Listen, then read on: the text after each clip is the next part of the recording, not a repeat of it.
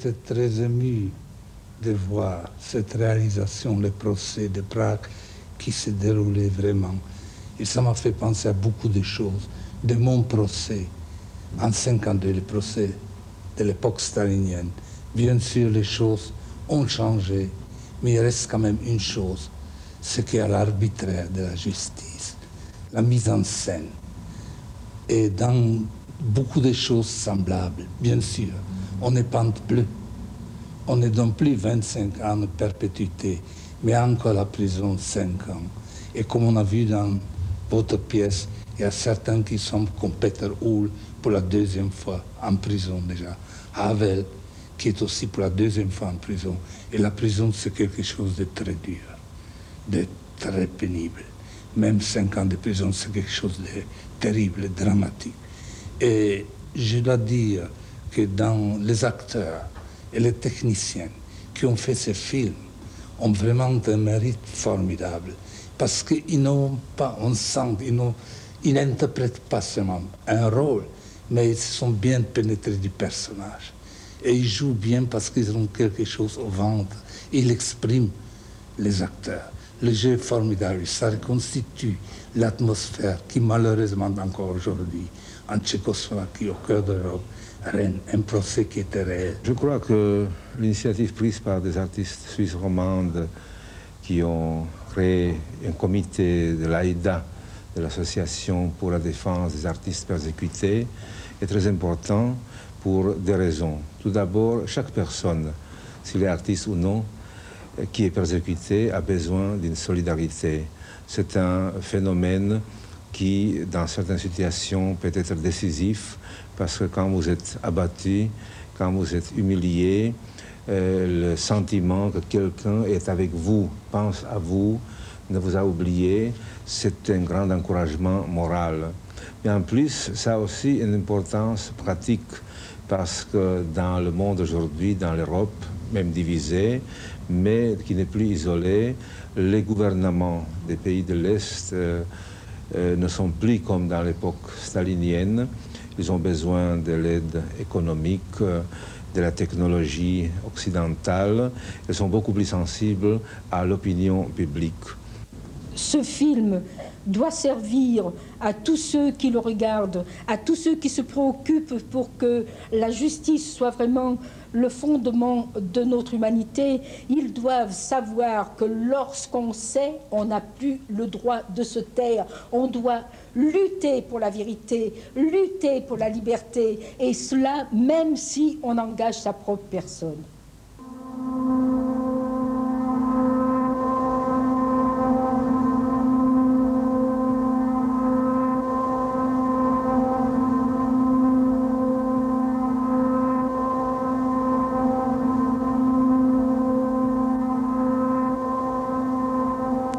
Lundi 22 octobre 1979, tribunal municipal de Prague, la plus petite salle. Les autres ne sont pas libres, a déclaré le tribunal. Amis des accusés, journalistes, juristes étrangers, représentants d'Amnesty International et du corps diplomatique souhaitent assister aux audiences déclarées publiques. Ces 200 personnes n'entreront pas, des policiers gardent l'entrée. Le président autorise la présence des seuls parents directs des accusés, 12 personnes en tout. Les voici.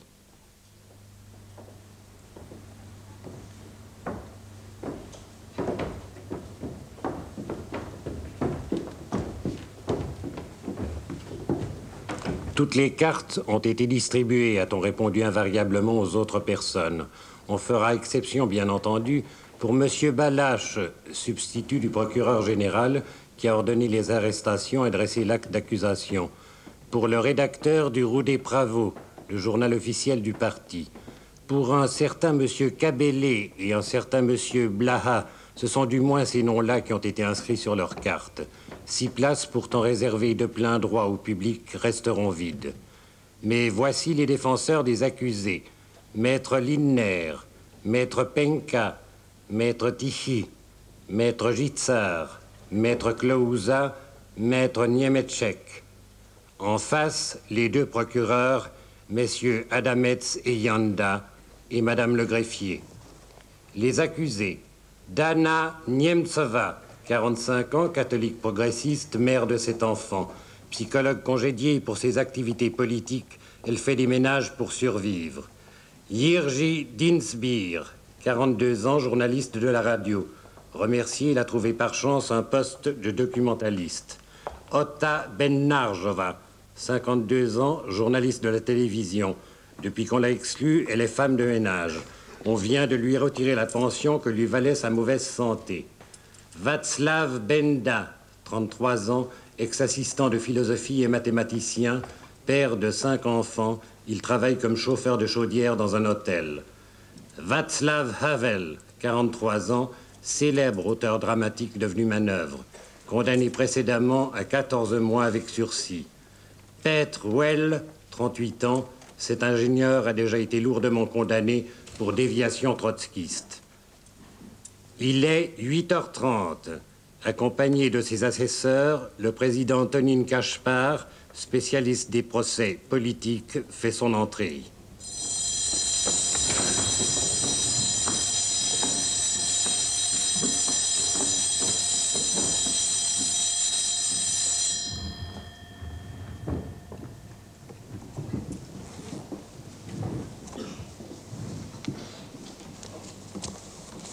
Acte d'accusation.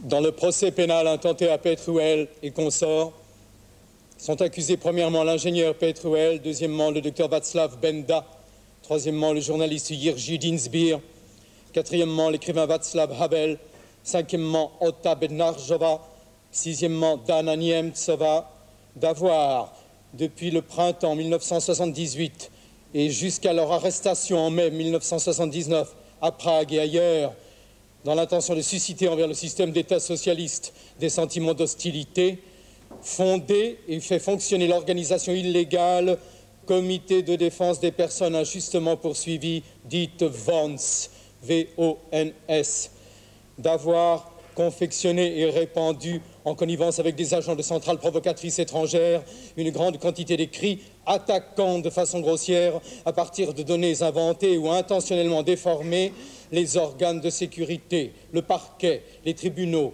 et les corps d'éducation corrective, d'avoir en conséquence exercé une activité subversive dirigée contre le système social et politique de la République et contre ses intérêts internationaux. Cette action étant perpétrée en liaison avec un agent étranger et sur une échelle étendue. Tous les accusés ont commis par là l'acte criminel de subversion contre la République, conformément à l'article 98, paragraphes 1 et 2, alinéas A et B du Code pénal. Garde, emmenez les accusés à l'exception de Dana Niemcova.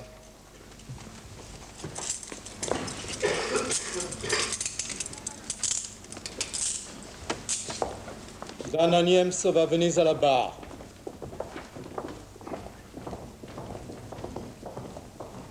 Vous êtes bien Dana Niemcova, née Valtrova le 14 janvier 1934 à Most, mariée, sans profession, domiciliée à Prague, détenue depuis le 29 mai. Oui. Avez-vous compris l'acte d'accusation? Avez-vous quelque chose à dire? Je ne comprends pas l'acte d'accusation. Je ne me sens coupable ni d'avoir agi par hostilité envers l'État, ni d'avoir soutenu la propagande étrangère anticommuniste.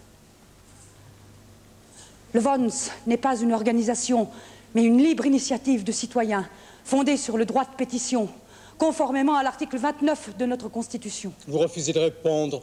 Peut-on au moins vous demander de quelle manière vous avez participé à la fondation du VONS? Je vous renvoie à ma déposition. Je voudrais dire que notre conscience individuelle est parfois en désaccord avec la conception collective de la justice. Voilà ce qui m'a décidé personnellement à faire quelque chose. Comment étaient choisies les personnes dont le VONS s'occupait? En ce qui me concerne, j'entendais parler d'un cas par des amis ou des connaissances.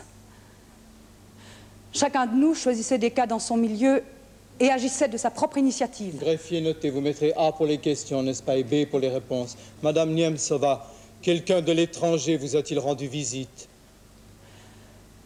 J'ai reçu la visite de 2 Hollandais, dont l'un m'a dit représenter Amnesty International. Il m'a expliqué que cet organisme n'est pas politique, qu'il s'occupe des cas de personnes injustement poursuivies dans le monde. Je lui ai dit que chez nous existait le VONS qui poursuit des buts semblables, mais à une échelle plus petite. Quel document lui avez-vous fait consulter? Ce qui se trouvait par hasard chez moi. Des informations sur la charte 77 et sur le VONS. Eh oui, ils ont photographié le tout et tenté de passer ces clichés à l'étranger. Que savez-vous des organisations semblables à l'étranger? Par exemple, le COR, le KOR, le soi-disant comité d'autodéfense des travailleurs en Pologne. Je ne sais rien d'une collaboration avec la Pologne. Quand les ressortissants hollandais vous ont rendu visite, vous êtes-vous demandé pourquoi c'était vous précisément qu'ils venaient voir? Non. Mon adresse et celle de mes camarades sont publiques. Je suis d'autre part quelqu'un de sociable. Et quand une personne vient me voir, je la reçois sans méfiance et je parle avec elle. Que pouvez-vous dire des activités de Petr Uhl? Madame Niemcová, je vous demande simplement de nous dire si oui ou non, Petr Uhl a, comme le prétend l'accusation, parrainé le cas de son beau-père, Jaroslav Sabata, porte-parole de la charte 77, ainsi que le cas de cet ouvrier qui diffusait des documents séditieux, Michal Kobal. Non, le cas Kobal, c'est moi qui m'en occupais. Ça consistait simplement à rassembler des informations, à les vérifier et à rédiger enfin un communiqué. Pouvez-vous vous expliquer sur la lettre envoyée au tribunal suprême à propos des frères Baresch? Comme vous le savez, le VONS a écrit une lettre en faveur de ces deux terroristes qui se sont emparés l'année dernière d'un autobus transportant des écoliers pour tenter de franchir la frontière vers l'Allemagne avant d'être cernés par la police. L'enquête a démontré qu'ils ont alors tué le chauffeur. Sur ce dernier point, le VONS estime que les choses se sont passées autrement et envoie une protestation contre la condamnation à mort de celui des frères Baresch qui a survécu à la fusillade. Ce n'est pas le VONS en tant que tel qui a écrit cette lettre, mais un groupe de personnes. Le public. C'est quoi le public, Madame Niemcová? L'ensemble des individus. C'est une théorie, comme ça? Quand deux simples d'esprit commettent une action du genre de celle des frères Baresch, ils ne devraient pas être punis de mort. Personnellement, je suis contre la peine de mort. C'est pour ça que j'ai signé la lettre au tribunal suprême, et non pas évidemment parce que j'approuvais l'action des frères Baresch. Connaissez-vous l'opinion du vrai public sur l'action des frères Baresch? Ce n'est pas ceci qui était l'objet de la lettre. La lettre portait seulement sur la peine de mort. D'après l'acte d'accusation, il ressortirait de la déposition de Dana Niemcová que le groupe observait, je cite, des règles de conspiration. De telles règles existaient-elles? Non. Le VONS est public et ouvert. Il n'a jamais été question de conspiration. Vous pouvez vous asseoir. Faites comparaître l'accusé Jiří Dinsbier.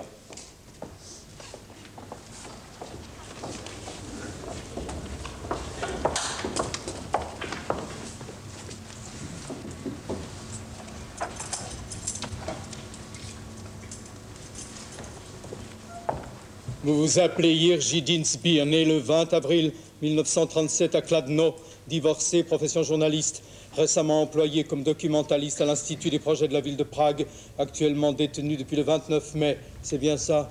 Oui, c'est bien ça. Vous avez dit la vérité pendant l'instruction?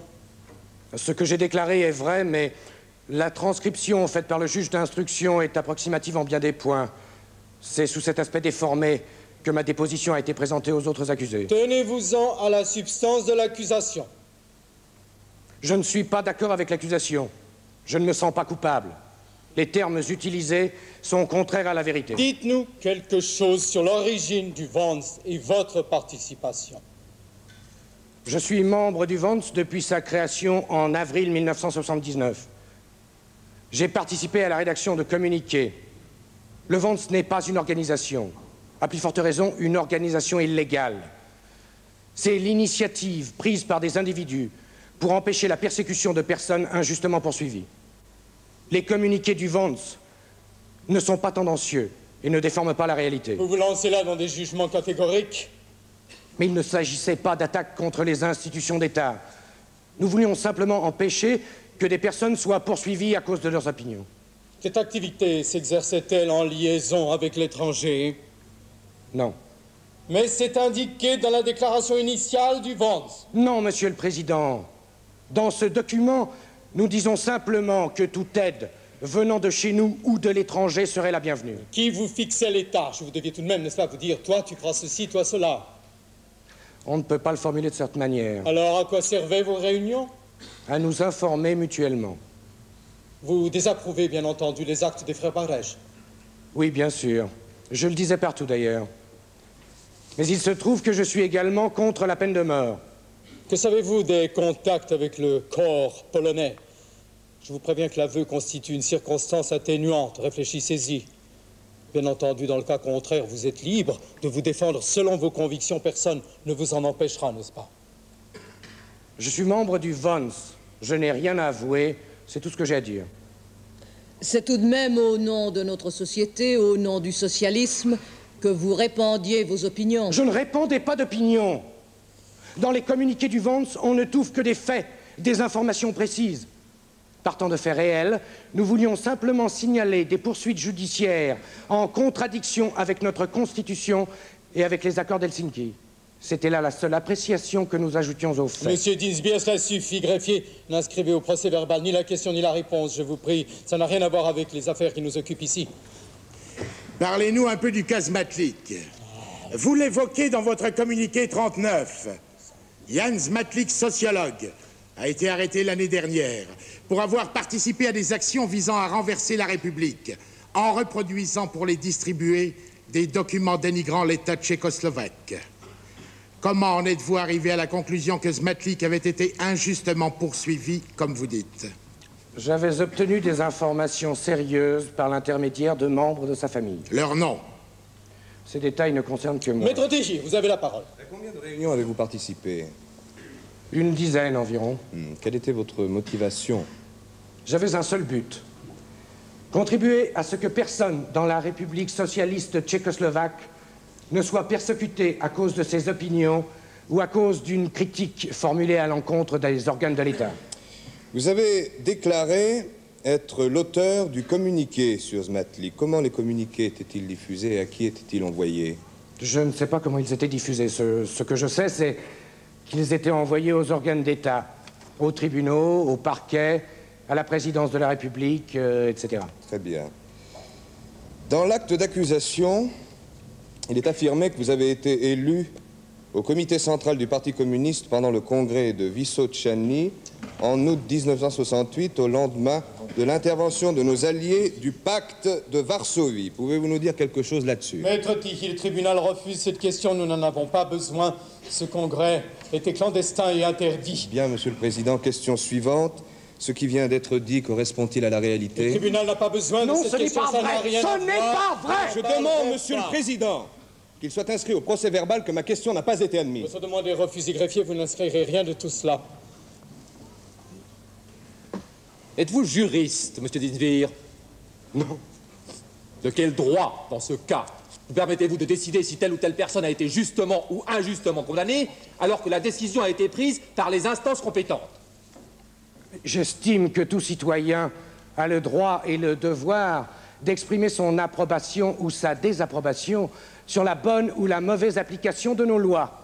Votre système de défense est quelque peu naïf, monsieur Dinsbier. Vous ne faites guère honneur à votre réputation de journaliste. Vous, là-bas, vous, avec le pullover blanc, venez ici, allons, et apportez tout ce que vous écrivez, tout ce que vous avez. Ce ne sont que des feuilles blanches. J'ai dit tout, allons, tout.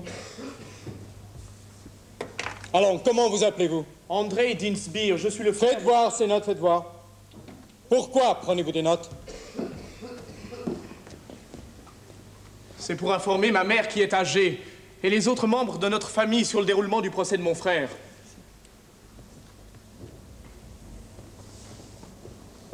Retournez vous asseoir.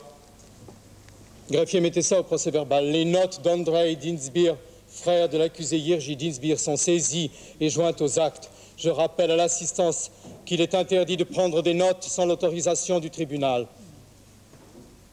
Venez à la barre.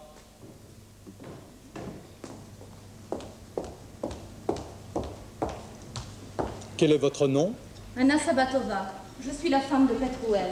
Que désirez-vous? Je demande l'autorisation de prendre des notes. Il est défendu de prendre des notes pendant les audiences. Considérez cela comme un avertissement. vous pouvez être expulsé pour perturbation réitérée de l'ordre du jour.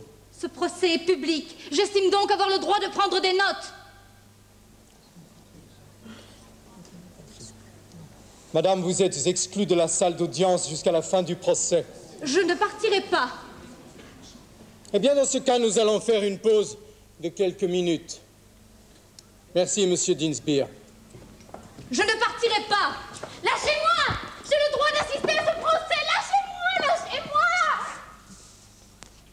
La pause a duré plus longtemps que prévu. On a mis des menottes à la fille de Jaroslav Sabata, porte-parole de la Charte 77, lui-même emprisonné pour activité non conforme. Le procès était terminé depuis plus de 24 heures quand elle se retrouvera seule et sans argent dans une rue de Prague. Après l'expulsion de sa femme, Petrouel, par l'entremise de son avocat, demandera de pouvoir désigner une personne de confiance afin que le procès garde un caractère public. Des places étaient disponibles. Le président refusera pourtant en invoquant le règlement relatif à l'encombrement des salles d'audience.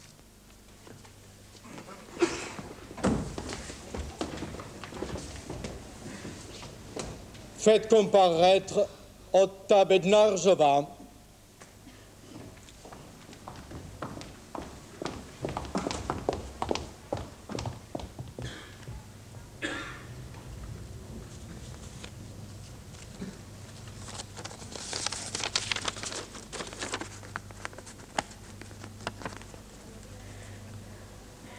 Je récuse l'acte d'accusation et toute la procédure pénale. L'activité du Vance ne procédait pas d'un sentiment d'hostilité. J'ai refusé de répondre pendant l'instruction et je m'y refuse devant le tribunal. D'une manière générale, je refuse de prendre part à ce procès pour des raisons morales. Ma présence physique ici n'est pas volontaire et je ne veux pas me laisser manipuler dans un rôle quelconque. Je voudrais mentionner pourtant les motifs de mon refus de déposer pendant l'instruction et ceux de mon refus présent. Pardonnez-moi de lire ce texte, mais après 5 mois de détention, c'est la première fois que je vois plus de 3 personnes à la fois. J'ai participé au procès de réhabilitation des années 60 et j'ai eu la possibilité de voir et d'entendre comment s'écroulaient les actes d'accusation et les accusateurs eux-mêmes.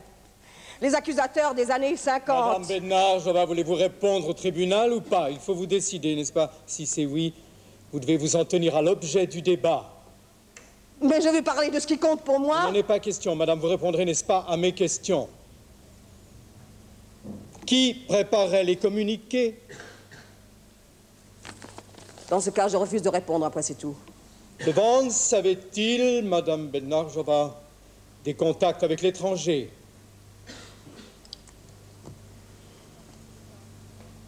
Qui répartissait les tâches des membres du Vance? Eh bien, parfait, vous ne voulez pas répondre, ne répondez pas. Je demande, Monsieur le Président, que l'on joigne au dossier les notes de ma cliente. Soit. Alors. Assis. Asseyez-vous, madame Bednarzhova. Faites entrer Václav Benda.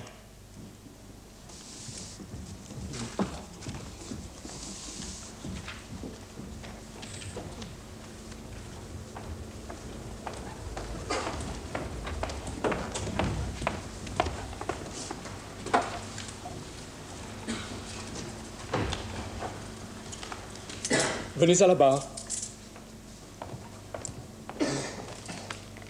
Avez-vous compris l'acte d'accusation, monsieur Benda? Bien, qu'avez-vous à dire là-dessus? Je n'approuve pas cet acte d'accusation pour des raisons évidentes. J'ai beaucoup à dire là-dessus. Premièrement, les communiqués du Vance ne propageaient pas d'informations mensongères ou déformées. Ils étaient fondés sur les documents disponibles des procès ou sur le témoignage des participants. L'intention de calomnier la République ou de porter atteinte à ses intérêts a toujours été absente. Deuxièmement, il ne s'agissait pas d'une organisation, mais d'un libre rassemblement de citoyens. Troisièmement, il n'a jamais été question de conspirer. La preuve, les noms des membres du VONS ont été publiés dans le communiqué initial et tous les communiqués ont été envoyés aux instances officielles. Quatrièmement, le VONS n'a jamais disposé de moyens financiers, contrairement à la charte 77, qui pouvait le faire grâce au prix Monismani qui lui a été attribué en Suède au printemps 79. Cinquièmement, il y a des actions auxquelles n'ont participé que certains membres du VONS, par exemple les grèves de la fin de Noël et de Pâques. Ces actions n'avaient aucun rapport avec le VONS. Moi-même, par exemple, j'ai participé aux grèves de la faim, mais je n'ai pas, en revanche, signé la lettre de protestation contre la condamnation à mort de Baresch.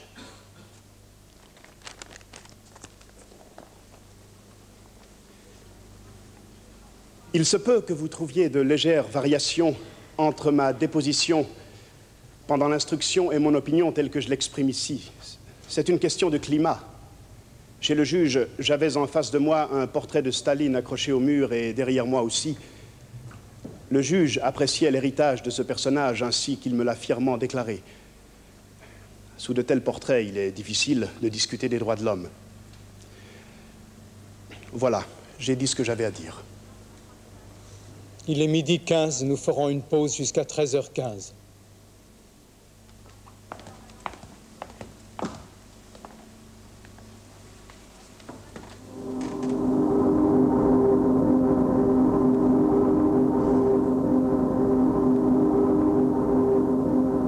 L'audience reprend avec l'audition de Václav Havel.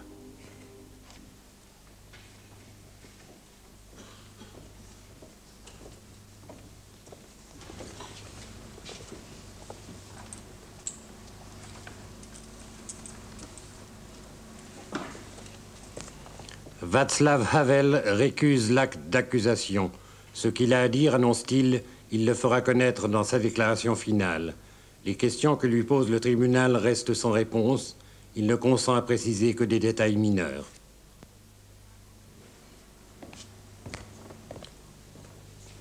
Le président fait entrer Petrouel. L'inculpé cherche du regard sa femme, Anna Sabatova, et ne la trouve pas. Venez à la barre.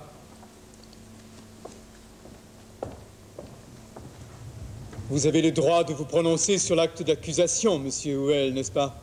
Je n'ai pas l'intention de me prononcer sur ce que vous appelez l'acte d'accusation. Je ne suis pas coupable, je n'ai donc pas à me défendre, et je refuse de répondre à d'autres questions pour le moment. Dans ce cas, allez vous asseoir. Maître Clausa, je vous en prie. Monsieur le Président, au nom de mes confrères et de moi-même, je demande à la Cour de nous autoriser à avoir un bref entretien particulier avec nos clients respectifs. On vous accorde ce que vous demandez. Pendant cet entretien, qui se déroule sans interruption d'audience, Petrouel apprend en particulier ce qui est arrivé à sa femme. Ensuite, le président informe brièvement les inculpés des dépositions faites par les uns et les autres pendant l'instruction. Il se met alors en demeure de procéder à l'établissement des preuves par les documents écrits. Voyons. N'est-ce pas, nous avons ici les preuves écrites. Il y a 28 volumes, 7000 pages. Bon, nous avons ici le dossier numéro 22, le dossier numéro 35, le dossier numéro 9. Il s'agit de matériaux saisis lors de perquisitions au domicile des accusés et d'autres personnes. Et le dossier numéro 34, oui, folio 7 à 18, est constitué en grande partie de communications du VONS dactylographiées, n'est-ce pas? Ah oui, on va noter ceci, greffier noté, folio 28, il s'agit d'un communiqué annoté vraisemblablement de la main de l'inculpé Houel. Monsieur le Président, puis-je vous demander, Monsieur le Président, ce qui vous fait supposer qu'il s'agit de mon écriture? Et regardez vous-même, avez-vous bien écrit ces mots, oui ou non? Je refuse de me prononcer là-dessus, là n'est pas la question. Je voudrais simplement savoir par quels moyens vous êtes arrivé à cette conclusion. Est-ce que vous avez un rapport d'expert graphologue? Monsieur Houel, voyons, je n'ai pas de rapport, n'est-ce pas? Mais votre écriture est notoirement connue. Le président produit aussi le dossier du bal des cheminots. En janvier 1978, les ouvriers des chemins de fer célèbrent leur fête annuelle dans un théâtre de Prague. 150 signataires de la charte 77 s'y rendent. La police les refoule sous prétexte qu'ils n'ont pas à se mêler à la classe ouvrière. Václav Havel et quelques autres passent plusieurs semaines en prison. Un comité pour leur libération est alors créé à Prague. Nous avons ici le dossier du bal des cheminots. Monsieur le Président, ce dossier n'a rien à voir avec la procédure d'établissement des preuves. Le comité pour la défense de Havel et des autres personnes arrêtées avait cessé d'exister bien avant la fondation du Vons. J'insiste au contraire pour que ce dossier figure au nombre des preuves. On l'a trouvé au domicile de Jarmila Belikova, membre du Vons, dans une cachette où elle l'avait dissimulé le jour même de son arrestation. L'un après l'autre. Où est-elle? Ce dossier a été mentionné devant le tribunal. La demande de Benda est donc sans objet, à mon avis. Mais je voudrais ajouter ceci. Ce dossier n'a pas été saisi lors de l'arrestation de Jarmila Belikova, mais exactement 1 an auparavant. La proposition de monsieur le procureur prouve qu'il ne connaît pas ce dossier, qu'il ne l'a pas étudié. Et vous, monsieur le président, ne vous en déplaise, lorsque vous le citez comme preuve, cela prouve que vous ne connaissez pas ce dossier, vous non plus. Je suis d'accord, la documentation concernant le bal des cheminots a été saisie en été 1978. Je voulais dire la même chose. Et moi aussi. Les greffiers, rectifiez alors, je vous prie. Notez les interventions de messieurs Benda, Dinsbier et Havel. Celle de monsieur Well, n'est-ce pas, est inutile, vous ne la mentionnerez donc pas. Non, nous allons maintenant interrompre l'établissement des preuves écrites et procéder à l'audition d'un témoin. Nous entendrons monsieur Tcherny.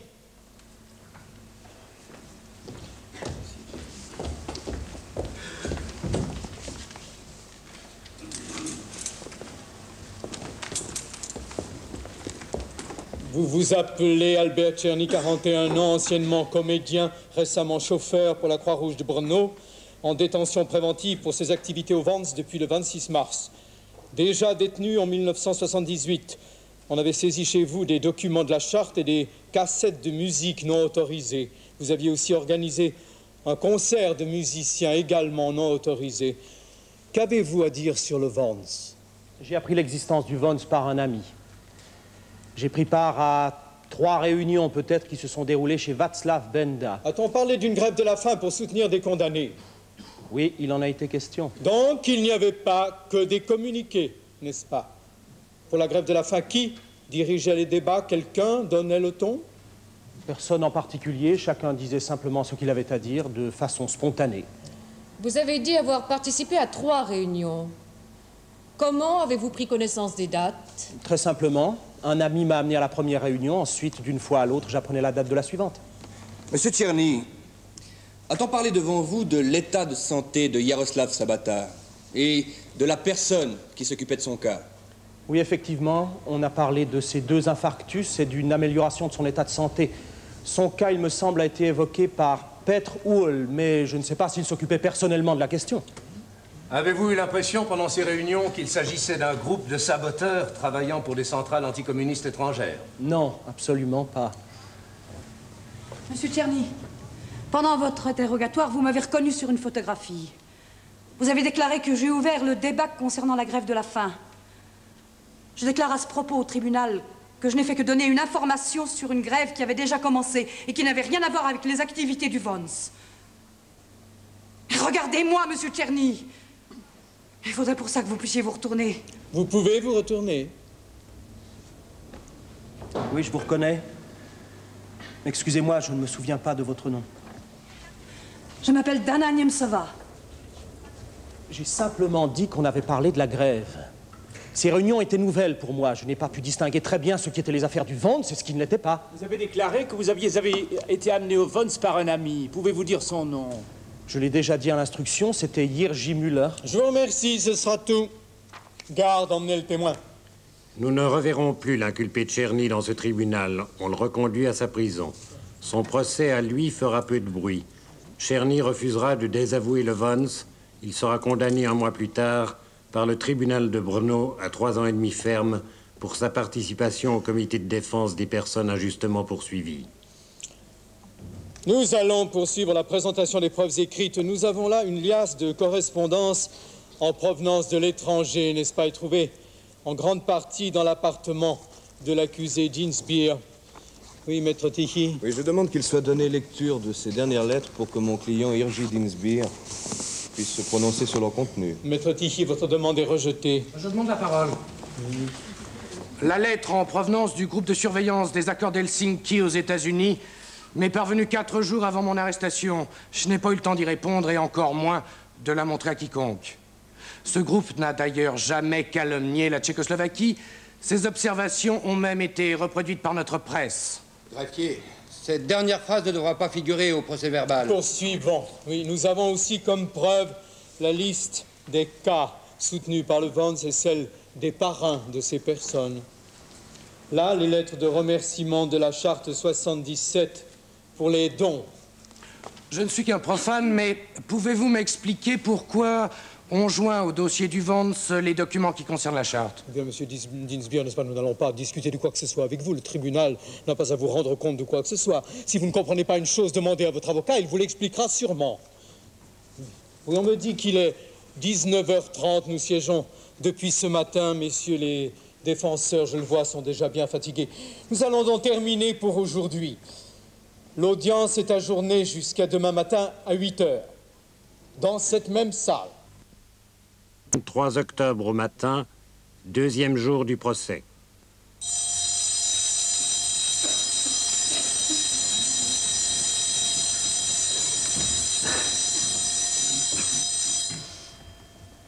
Ma cliente, Dana Niemcova, vient de m'annoncer que son état de santé l'empêche de suivre les débats. Madame Niemcova, venez à la barre nous dire ce qui vous arrive.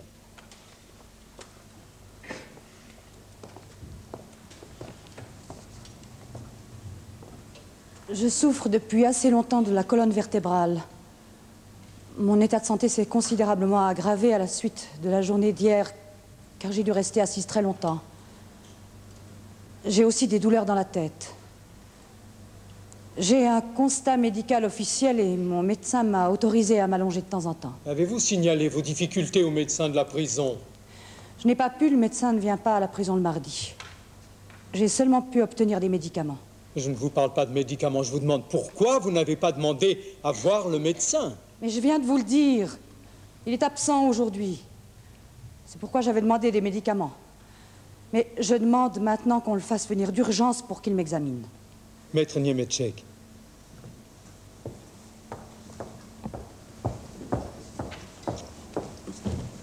Il n'y a pas de mention dans tout cela, c'est la réalité.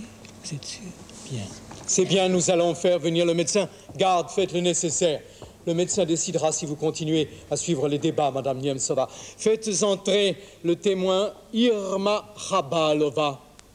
Le communiqué numéro 12 du Vons nous apprend que le mari de Madame Khabalova, un ouvrier arrêté le 16 février 1978, a été inculpé du délit de subversion et condamné à 3 ans ferme pour avoir diffusé des textes sociologiques et politiques, dont certains rédigés par lui-même. On lui administre des médicaments dont la nature ne lui est pas communiquée. Son épouse a été expulsée de son logement d'État. Madame Khabalova, comment avez-vous appris l'existence du Vons? Un membre, Monsieur Souk, est venu me rendre visite. Il s'est intéressé au cas de mon mari et il m'a demandé plus tard d'apporter des documents sur cette affaire chez Václav Benda. Monsieur Benda vous a donné de l'argent, n'est-ce pas? Oui. Environ 1500 couronnes. Je me trouvais dans une situation difficile et ça m'a été très utile. Oui, monsieur Benda. Vous avez dit dans votre déposition que cet argent ne m'appartenait pas. Pouvez-vous dire si c'était avant ou après que vous ayez refusé cet argent? Je suis désolée, mais je ne me souviens pas. Le témoin, qui avait vraiment besoin de secours, avait catégoriquement refusé mon offre, sachant que j'ai 5 enfants à nourrir. Je lui ai alors dit que ce n'était pas mon argent, uniquement pour qu'elle accepte. J'ai remarqué que pendant l'intervention de Václav Benda, le témoin a fait un signe d'assentiment. J'ai l'impression que Madame Khabalova s'est souvenue. Ne voulez-vous pas modifier votre témoignage? Je regrette, mais je ne peux répondre avec précision. Madame, vous pouvez vous retirer. Le témoin suivant est Madame Anna Kastakova.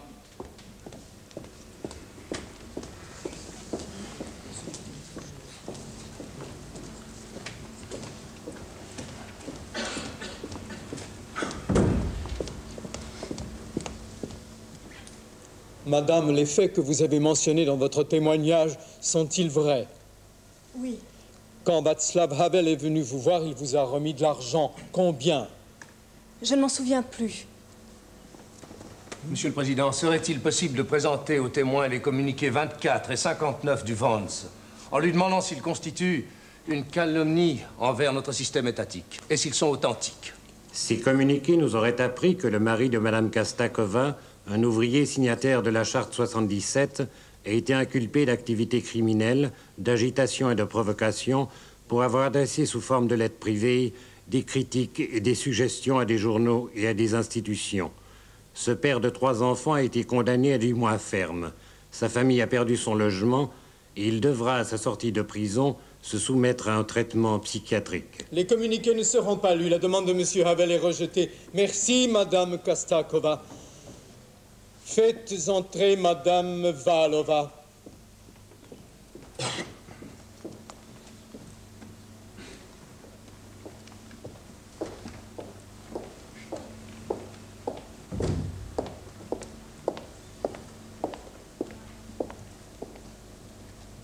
Madame Valova, quand Madame Belikova est venue vous voir au nom du Vons, vous a-t-elle demandé des documents sur votre mari?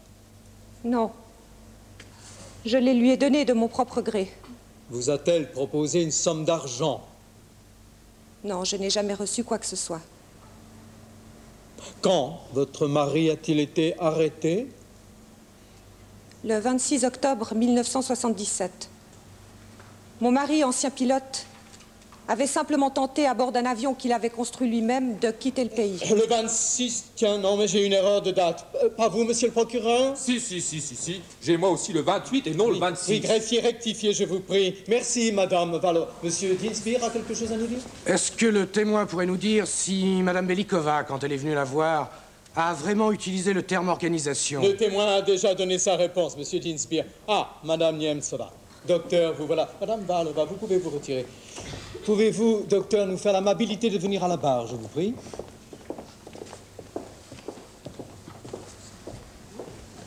J'ai examiné Madame Niemtsova. Elle souffre d'un syndrome vertébral situé surtout dans la région du cou, avec répercussion des douleurs dans la tête. J'ai constaté que la souffrance de l'inculpé est maximale en ce moment et je recommande des interruptions d'audience d'au moins 20 minutes pour permettre à Madame Niemtsova de se reposer.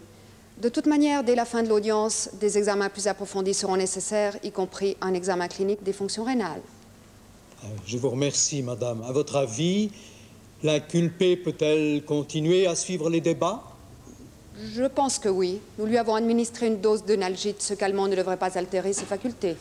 Eh bien, moi, je me déclare incapable d'assister à l'audience. Greffier, mettez ceci dans le procès-verbal. Madame Niemtsova ne se sent pas bien. Docteur, vous pouvez vous retirer, je vous remercie. Il nous reste de nombreux documents à examiner. Ah oui, ceci nous intéresse particulièrement, n'est-ce pas? Madame Chiparova, témoin à charge de l'inculpé Bednarjova, ne pourra malheureusement pas témoigner. Nous avons ici une attestation médicale provenant de l'hôpital de la prison de Pankratz, où elle est soignée depuis un petit accident cérébral qui l'a laissée partiellement paralysée. Comme c'est dommage. Je propose donc à la Cour de renoncer à son témoignage. Il est 11 heures. Nous allons faire une pause de 15 minutes.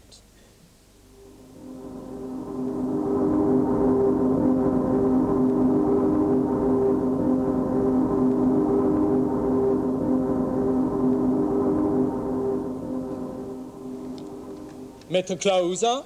Monsieur le Président, ma cliente, Madame Bednarjeva, n'a pas reçu ce jour la nourriture de régime correspondant à son état de santé. Elle n'a donc pas à manger. Elle aimerait un croissant et un yaourt. Notez, greffier, l'autorisation est donnée à l'inculpé Bednarjova de recevoir de la part de ses proches, à la prochaine interruption d'audience, 2 croissants et un yaourt de marque Peldova. Voilà. Bien. Eh bien, nous avons maintenant les rapports de moralité sur les accusés.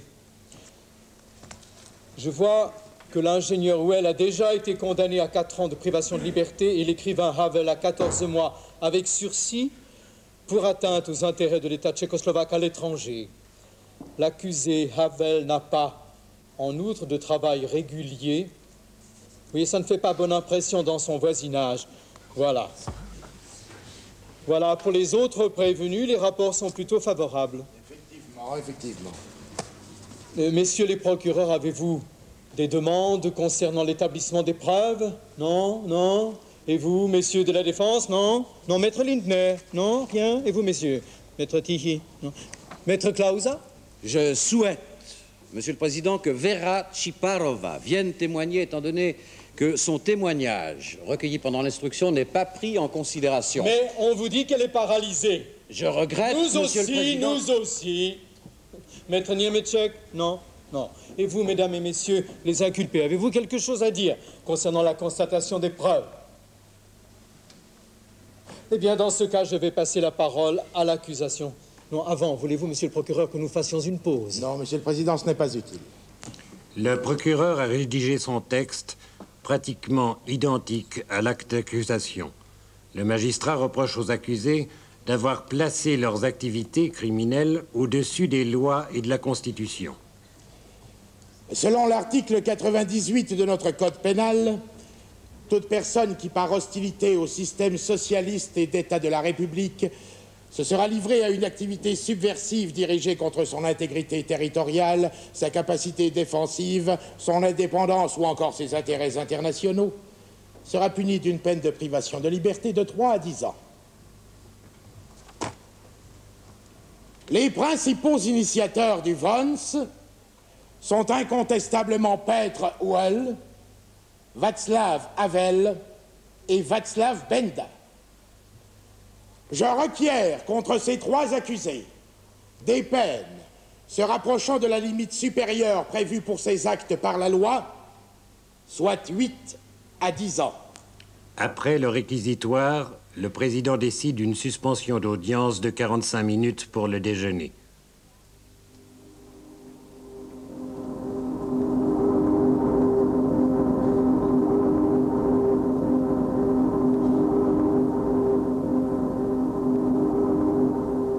L'audience reprend à 13h15. Les avocats de la défense ont désormais la parole. Pendant l'une des plaidoiries, une jeune femme se lève. Mais qu'y a-t-il, mademoiselle? Qui êtes-vous? Que racontez-vous à maître Niemetchek, allons? Je m'appelle Markéta Niemcová. Je suis la fille de Dana Niemcová. Je m'excuse de causer ce dérangement, mais je demandais... Que voulez-vous? Je souhaiterais, Monsieur le Président, que ma mère puisse s'allonger un moment sur le banquet derrière elle. Nous pourrions nous asseoir plus loin. Ce n'est pas nécessaire, mademoiselle, n'est-ce pas? J'ai déjà dit que nous ferions des interruptions d'audience plus fréquentes. Allez vous rasseoir, s'il vous plaît. Continuons, voulez-vous? Les plaidoiries des défenseurs furent longues, honnêtes et très techniques. Maître Penka se distingua par une intervention que n'apprécièrent ni les inculpés et leurs familles, ni même les autres avocats. Après les arguments si péremptoires présentés par monsieur le procureur, il me semble difficile d'ajouter quoi que ce soit. Cependant, en tant qu'avocat socialiste, j'ai pour devoir de défendre les intérêts de mon client. Je me fonde sur les déclarations de mon client qui se considère non coupable, comme chacun sait, et ne devrait pas, à son avis, se trouver devant ce tribunal. Je lui ferai tout de même un reproche. En agissant comme il l'a fait, il a oublié de respecter un proverbe tchèque de grand bon sens. Le cordonnier ne doit pas juger l'homme plus haut que la chaussure. À chacun son métier. Václav Benda n'est pas juriste, il est mathématicien et philosophe. Or, il s'est mêlé d'interpréter les lois. Avec de bonnes intentions, je n'en doute pas. D'autre part, son penchant pour le travail scientifique l'a amené à conserver chez lui des documents compromettants au lieu de les détruire. Je recommande l'acquittement. J'attire l'attention sur le fait que mon client doit faire face à l'entretien d'une nombreuse famille. On ne connaît que des fragments des plaidoiries. On sait toutefois que les autres défenseurs parlèrent sans passion et demandèrent la mise en liberté de leur client. Étant donné la mauvaise santé de ma cliente Niemcová, je serai bref. Elle a reconnu sa participation au Vons. Je demande l'acquittement. Si le tribunal en décide autrement, qu'il suive au moins le procureur et accorde le sursis. Voulez-vous vous exprimer, Madame Niemcova? Mon état m'empêche de parler. Bien, dans ces conditions, n'est-ce pas, et exceptionnellement, j'autorise l'accusé à s'absenter pour recevoir des soins. Garde.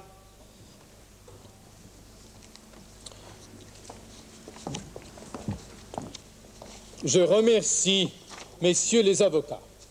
Et je donne maintenant la parole aux accusés s'ils veulent ajouter quelque chose aux plaidoiries de leurs défenseurs. À vous, monsieur Havel, mais soyez bref, je vous prie. J'ai vécu l'expérience que voici. Lors du bal des cheminots, j'ai été arrêté sur la base d'une fausse déposition d'un policier. On m'a mis en prison. Un comité se créa pour me défendre et c'est grâce à lui qu'on a été obligé de me libérer au bout de 6 semaines. Eh bien, c'est cette expérience qui est à l'origine du Vance. Vos expériences n'intéressent pas du tout le tribunal. D'ailleurs, vous voyez bien, n'est-ce pas, en ce qui vous concerne, il en a été décidé en toute justice. Monsieur le Président, pourquoi le pouvoir a-t-il décidé d'intervenir contre le Vance? Parce que le Vance souligne les erreurs du pouvoir. Or, le pouvoir part de l'hypothèse selon laquelle le pouvoir ne peut se tromper. Le pouvoir est infaillible. Si l'État ne peut se tromper, Monsieur le Président, alors celui qui le critique est nécessairement coupable d'outrage. Et si outrage il y a, c'est bien évidemment en liaison avec une puissance étrangère antisocialiste. Revenons-en à l'acte d'accusation. Justement, l'acte d'accusation est muet sur l'essentiel, c'est-à-dire le contenu concret des communiqués du Vance. Il n'en a été lu aucun, parce que l'accusation aurait été bien incapable d'y relever la moindre trace d'hostilité.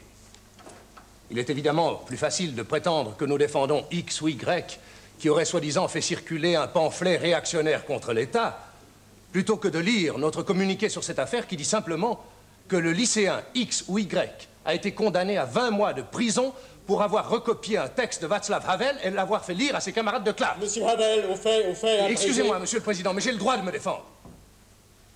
Si le Vance est une organisation illégale, alors n'importe quelle équipe de travail, de football, n'importe quel groupe artistique, n'importe quel orchestre est une organisation illégale. Nous nous égarons, Monsieur Havel. Je voudrais encore dire ceci. Il y a 2 mois, 2 personnes sont venues me rendre visite à la prison. Elles m'ont offert la possibilité de partir pour les États-Unis. J'ai refusé de prendre cette offre en considération tant que mes camarades et moi-même étions prisonniers. Si j'avais accepté, je serais en ce moment à New York et non devant ce tribunal. Si je suis ici, c'est donc dans une très large mesure parce que je l'ai décidé. Et cette décision montre bien que j'ai encore confiance dans la justice de ce pays et que je ne nourris pas de sentiments hostiles à l'égard de mon pays. Je n'ai pas perdu ma confiance. Bon, vous avez terminé. Madame Bednarjeva. Mon intervention finale ne sera pas très longue. Je ne sais pas dire les choses aussi bien que Václav Havel. Mais je voudrais, pourtant, parce que comme je n'ai pas pu le faire au début, indiquer la motivation qui m'a conduite à partager les activités du Vance. Au cours des années 60, il m'a été donné en tant que journaliste d'assister au procès de réhabilitation. Madame Bednarjeva, cela n'intéresse en aucune façon le tribunal. Limitez-vous aux faits qui vous sont reprochés. Mais je voudrais tout de même dire que j'ai été témoin de la façon dont subitement tout cela s'écroule. Madame Bednarjeva, pour commencer, vous avez radicalement refusé de déposer. Voilà que maintenant... Mais j'ai 52 ans. Et je m'expliquais sur la période de ma vie où j'ai gardé le silence. Parce que j'étais jeune. Ça n'a rien à voir ici, je vous prie de vous taire sur ce chapitre. Oui, mais si je suis au Vance, c'est justement parce que j'ai compris la monstruosité des verdicts qui ont même entraîné des exécutions. Et ce qui donne un sens à ma vie, c'est désormais d'empêcher que rien de pareil se répète. Jamais. Je ne peux pas vivre autrement. Quel que soit le prix que j'ai à payer. Monsieur Well, avez-vous quelque chose à dire?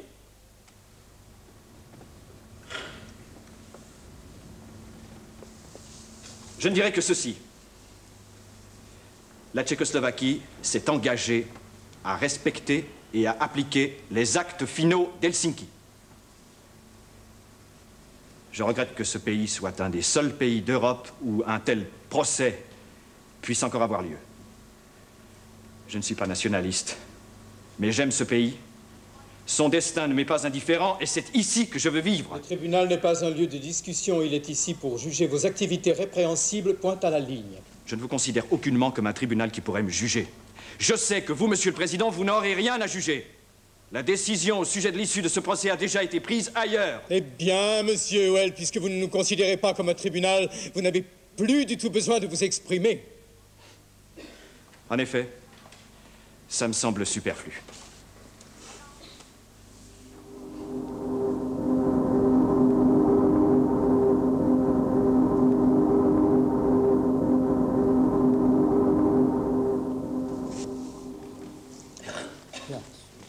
Mesdames et messieurs les accusés, voulez-vous nous faire une dernière déclaration? Bon, monsieur Dinsbeer, on vous écoute. Je vais parler de mes motivations. L'accusation d'hostilité envers la République est sans fondement en ce qui me concerne. Je viens d'une famille de médecins communistes.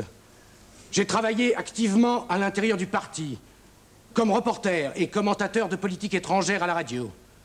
Je suis un socialiste convaincu. Monsieur Dinsbeer, nous savons que vous êtes journaliste. Nous avons même ici une quantité de vos écrits et de vos commentaires à la radio. Tous ces écrits nous sont connus. Si je vous en lisais quelques-uns, vous rougiriez, je crois. Votre devoir est de vous en tenir au procès qui nous occupe. Bien. Je dirais que l'arrêt des poursuites contre le Vance et la libération des prisonniers politiques accroîtraient d'un seul coup la confiance des citoyens de cet État et le crédit moral de la République à l'étranger. Une seule volonté courageuse. Le tribunal n'a pas besoin de vos conseils. Vous devez vous exprimer sur l'affaire que nous jugeons aujourd'hui. On nous accuse de subversion. Mais nous disons simplement que la pratique n'a pas confirmé l'infaillibilité théorique de l'État socialiste. Les procès des années 50 en sont une preuve irréfutable, universellement reconnue, et dans bien des cas, hélas, irréparable. Revenons aux faits qui nous occupent. Je veux simplement dire ceci. Si un système de contrôle public avait existé, si le Vance avait existé, M. Ouzak, l'actuel président de la République, condamné à perpétuité en 1952, n'aurait pas été contraint de passer 10 années de sa vie en prison. Monsieur Dinsbeer, vous savez formuler les choses. Je dirais encore que quoi qu'il arrive, je veux continuer à croire que la raison, la justice et la vérité ne font qu'un. Si dès aujourd'hui, cette conception l'emporte, si votre tribunal se refuse à nous envoyer grossir le rang des prisonniers politiques injustement condamnés, ce serait une victoire considérable pour tous. Pour nous, les accusés, pour l'État socialiste, pour la société entière. L'acquittement montrerait clairement que l'État se sent assez fort pour ne pas se protéger de ses propres citoyens en se blottissant derrière des barreaux. Monsieur Dinsbeer, Il a été dit dans ce tribunal qu'une campagne hostile à la République se déchaînait. Mais rien de plus facile que de faire cesser cette campagne. Prononcer un verdict d'acquittement. Ça suffit, taisez-vous. La parole est à Václav Havel. Je serai très bref. On nous reproche une prétendue hostilité. L'accusation emploie des mots très durs. À travers ces mots, on sent de la haine et de la colère. Des mots comme ceux-là n'ont jamais été utilisés dans les communiqués du Vance. Je connais bien tous les collaborateurs du Vance, ceux qui sont ici avec moi, ceux qui attendent de comparaître, et aussi ceux qui, pour ma plus grande joie, sont en liberté. Je sais qu'aucun sentiment de haine ne les anime. On peut dire que le motif principal de leur action, c'est l'amour de l'homme. Et je suis fier d'avoir eu l'occasion de travailler avec des gens tels que ceux-là. Voilà, c'est tout. Madame Bednarjova. Je me borne à demander simplement que les motifs pour lesquels j'ai participé au Vance soient inscrits au procès-verbal. Pour moi, cela compte beaucoup. Mais Madame Bednarjova, c'est quand même à moi, n'est-ce pas, de savoir ce qui compte et ce qui ne compte pas. Et c'est moi qui décide de ce qui est inscrit au procès-verbal et de ce qui n'y est pas inscrit. Greffier, vous n'écrirez rien de tout cela. Monsieur Benda. Si les activités du Vance étaient aussi dangereuses, pourquoi avoir attendu 1 an avant d'engager des poursuites pénales? Le parquet avait le devoir d'intervenir dès qu'il a eu connaissance de la déclaration de base du Vance, s'il s'agissait réellement de préparatifs en vue de menées criminelles visant à la subversion. On a beaucoup parlé aussi du droit de pétition qui permet de déposer une plainte. Or, la Constitution en fait même un devoir. Elle fait un devoir à tous de veiller de manière active au maintien de la légalité socialiste. Les organes de la justice peuvent commettre des erreurs. Les communiqués du Vance sont ou bien conformes à la vérité... Au fait. Je répète, Monsieur le Président, les communiqués du Vons sont ou bien conformes à la vérité et il n'y a pas matière à juger, ou ils sont erronés et il suffit de démontrer l'erreur. Le pire que puisse faire le pouvoir, c'est d'enfermer les auteurs des communiqués et de donner ainsi la preuve